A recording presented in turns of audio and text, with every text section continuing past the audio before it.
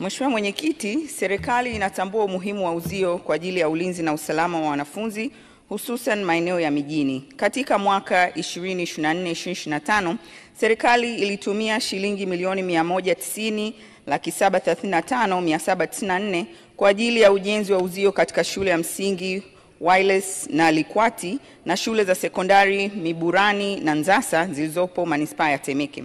Mheshimiwa Spika, mwaka 2025-2026 serikali imepanga kutumia shilingi milioni 200 kwa ajili ya ujenzi wa uzio katika shule za msingi Kibasila, Mji Mpya na Kibonde Maji na shilingi milioni 150 katika shule mpya za sekondari za Chang'ombe, Makangarawe na Mwembe Bamia. Mheshimiwa Mwenyekiti, serikali itaendelea kutenga fedha za ujenzi wa uzio katika shule za msingi na sekondari kupitia mapato ya ndani ya mamlaka za serikali za mitaa kadiri ya upatikanaji wa fedha. Mheshimiwa Dorothy George Kilave.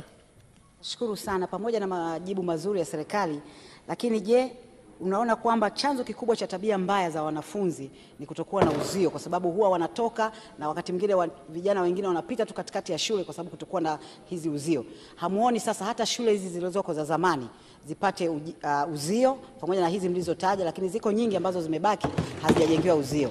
Lakini je, swali la pili, hamuoni iko haja sasa ya kutuma fedha au kutenga fedha katika shule mpya pamoja na fedha za uzio ili ninapojengwa shule mpya na uzio uwepo?